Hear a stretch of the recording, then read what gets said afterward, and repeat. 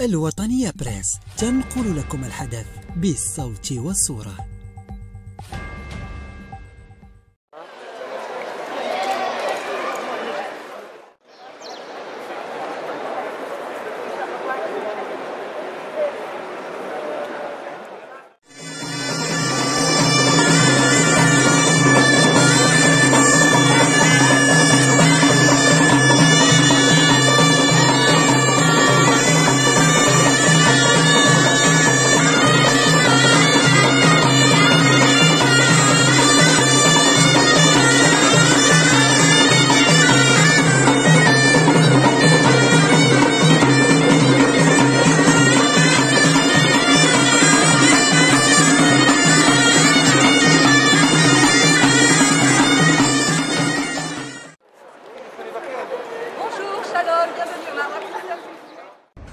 مرحبا لاله لطيفه.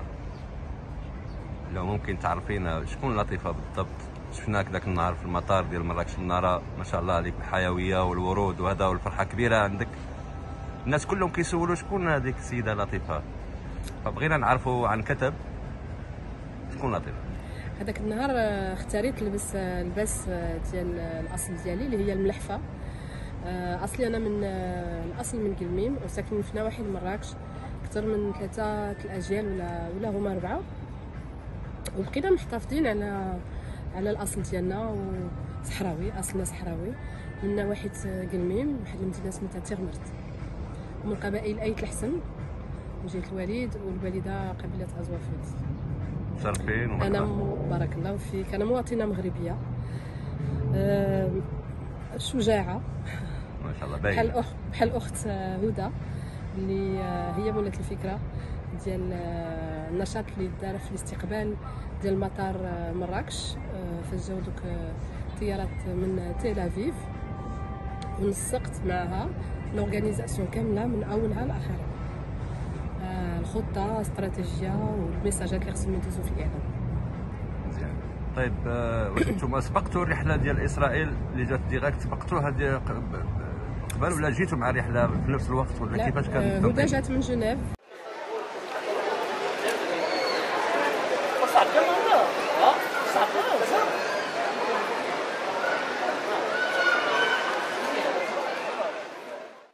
Ce qui est important de dire aussi, c'est que j'ai accepté de faire cette action avec Houda parce que bien évidemment Israël fait partie des pays de la Méditerranée et qu'aujourd'hui il y a une problématique géopolitique au Maroc qui fait que les pays de la Méditerranée les plus proches, notamment l'Espagne et d'autres pays, aujourd'hui ont une position qui est peu rassurante au niveau de la diplomatie, et que Israël est aujourd'hui un partenaire stratégique pour le Maroc sur le dossier du Sahara, pour être direct. Aussi, la diaspora marocaine, israélienne, fait partie intégrante de la diaspora marocaine dans le monde, quelle que soit sa confession. Donc aujourd'hui, Sa Majesté a rassemblé les enfants de la diaspora tout entier.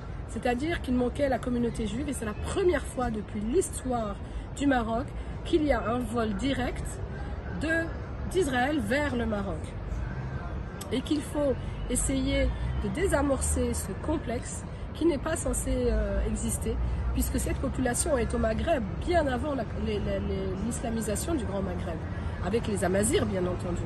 Donc nous avons intégré dans notre constitution de 2011 toutes les composantes de la société, toutes confessions incluses, et les enfants de la patrie sont de confessions diverses, et la diaspora marocaine d'Israël fait partie intégrante de la nation Maroc. لاله لطيفه، مرحبا مره اخرى. كنتي في اثيوبيا اظن قبل، لو تحكي لنا شنو الدور ديالكم كان تمايا، او شنو الزياره اللي بالضبط اللي كانت عندك تما في اثيوبيا؟ من خلال الخدمه ديالي كمديره شركه مينت افريكا، اللي تنخدموا في لو دومين ديال لا كومونيكاسيون مع لي زيكزيكوتيف افريكان. كانت عندي واحد الكليانه تما من البوتسوانا، وزيره الخارجيه ديال البوتسوانا، اللي كانت دخلت في حمله انتخابيه في الرئاسه ديال الاتحاد الافريقي في الانتخابات اللي دازت في 2017 شهر 1 2017. كان رجوع ديك الساعات ديال المغرب في الاتحاد الافريقي. قبل منا مشيت بزاف المرة لإثيوبي حيت واحد السيدة اللي تشتغل معها كاينة في الجمعية أميوا African and Mediterranean Women in Action أصلها فرنسية إثيوبية. Donc ça fait très longtemps que نخدم مع l'Éthiopie ou مع l'Union africaine dans le domaine de l'activité et la promotion des femmes et des jeunes générations. Quand même des expériences, j'étais observatrice de certaines expériences dans les coulisses, notamment la chance de participer au discours et d'être présente en direct lors du discours de Sa Majesté pour la réintégration du Maroc à l'Union africaine. C'était très émouvant.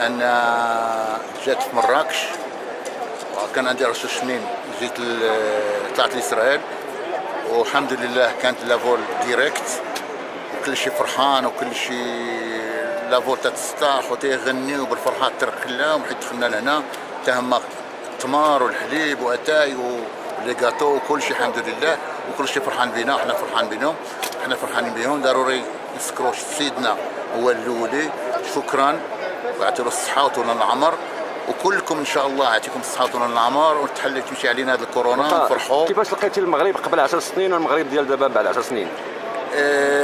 باقي ما دخلنا ندخلوا لهنا نشوفوا ان شاء الله. بالنسبه للمطار غير الجنباب المطار واعر. انا تنعرف المطار ديال مراكش كان صغير والحمد لله دابا مطار انترناسيونال.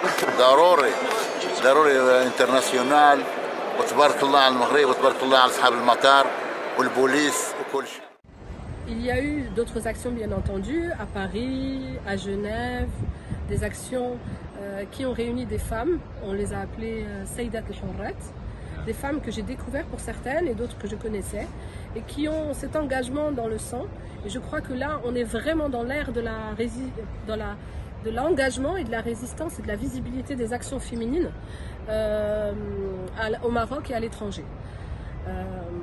Très récemment, nos ennemis, sans les citer, ont voulu faire une action à Genève et n'ont pas obtenu l'autorisation. Et là, on est fin juillet 2021. Une action coup de poing avait été organisée par Houda de manière spontanée à Genève.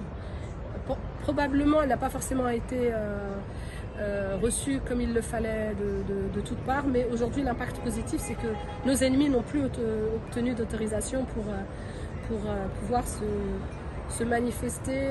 Le droit de manifester est un droit qui est donné à tout le monde, mais à partir du moment où vous dépassez certaines limites, parce que ce qui se passe aujourd'hui au niveau des réseaux sociaux, c'est que moi je suis pour la liberté d'expression et je suis pour écouter des gens qui n'ont pas du tout la même opinion que moi, même si ce sont des ennemis de tel ou tel dossier, je suis prête à discuter avec eux.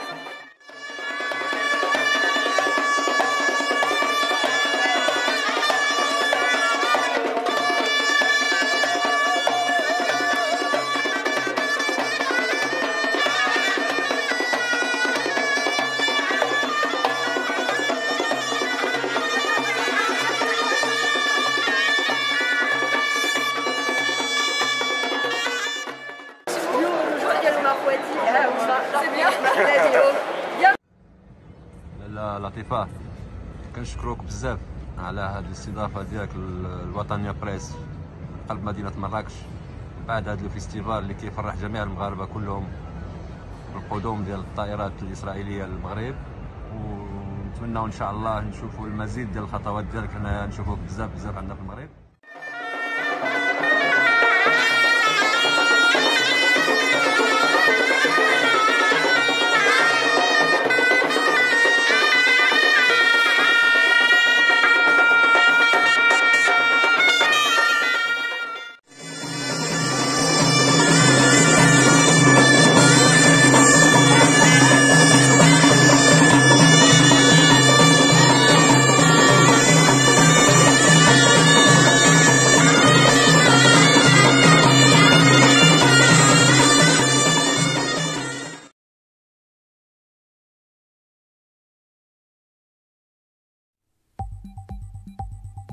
الوطنية بريس تنقل لكم الحدث بالصوت والصورة.